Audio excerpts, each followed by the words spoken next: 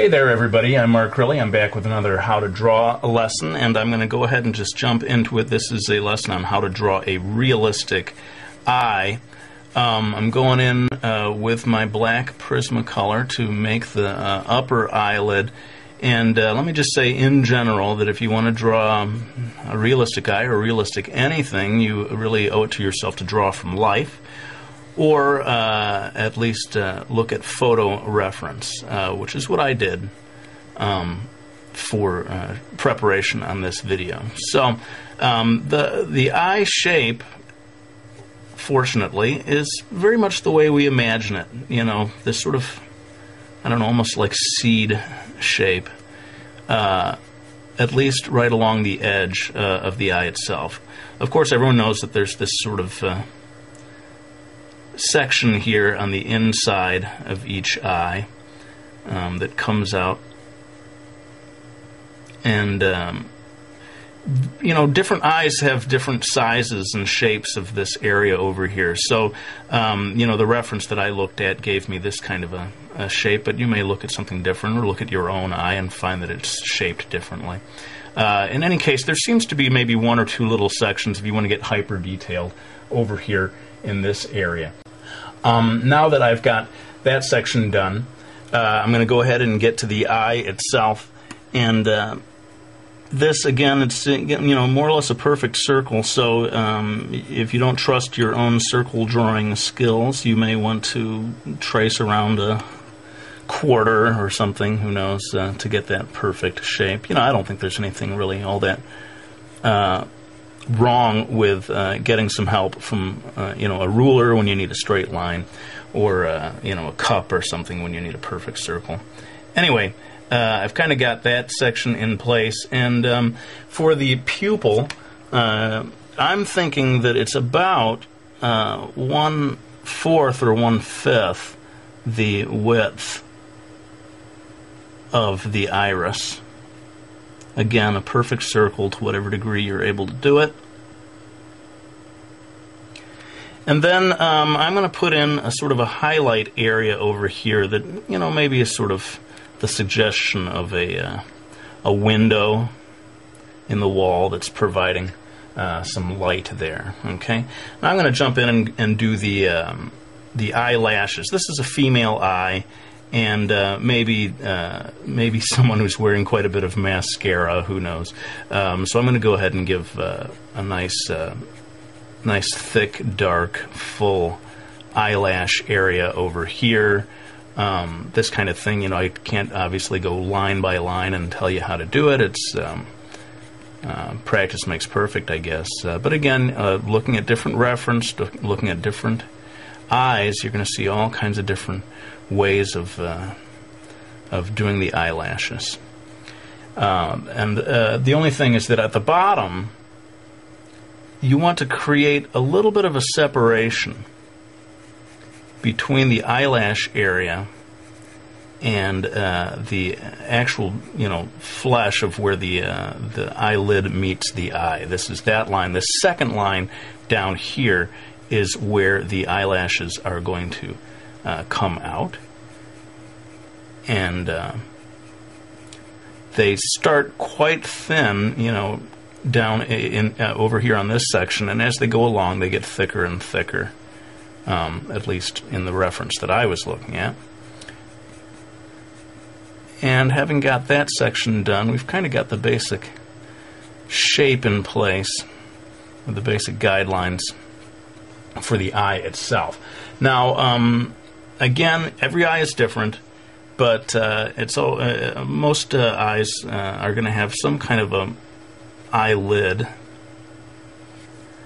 And this one that I looked at for reference had quite a, I guess you'd call a heavy eyelid, which means that the line of the eyelid is pretty distant from the line of the eyelash. Again, looking at different things, look at your own eye, you may find that line is a lot closer. And in some Asian eyes, there's almost no line at all of eyelashes. This is not so much a video about drawing the eyebrows, so forgive me. I'm just going to drop in really quickly a suggestion of an eyebrow here without talking about it too much. Now, I'm going to zoom in right now to what I feel is the absolutely most important part of this lesson, and that is the iris. And I want you to really see the details of what I do here. So pardon me while I zoom in. Now, getting a good iris illustration done is the real key to making a super realistic, almost photorealist looking eye. And what I'm doing here, I'm going to do in real time just this section here, sort of roping off or showing these the sections that I'm going to darken up and the sections that I'm going to leave light. Basically, this little area in here is going to stay relatively light, and the rest of this stuff is going to get darkened in. Now, I know people like a real-time video, and people don't like when I time-lapse, but seriously, this one I could spend a whole half hour just on the iris itself. So I'm going to time-lapse this part, but I'll come back to explain a little about the choices I made.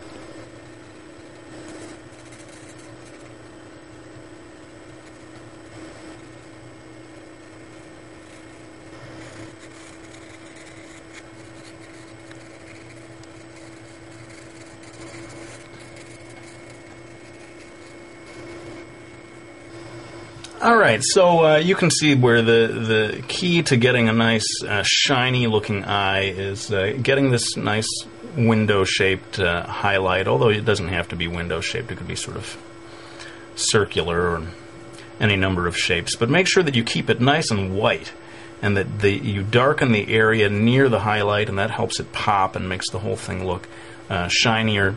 And you saw that I spent a fair amount of time adjusting the different shades here. There's a band area here near the pupil that's a certain thickness. There's a whitish area down here, and then again, in certain types of eyes, every eye is different, you get the very darkest band of color right around the very edge. I'm going to go ahead and jump in here and very quickly darken this area in of the eyelashes. Again, this is maybe a female eye, someone who's wearing quite a bit of mascara. And with that, we're starting to come into the home stretch on this video. And again, to keep things a reasonable length, I'm going to have to do some of this in time-lapse. But hopefully it won't be anything that you couldn't follow along with. Basically, I'm going to be adding shading to make the whole thing look a little more 3D. And again, I'll come back to explain a little bit about the choices I made.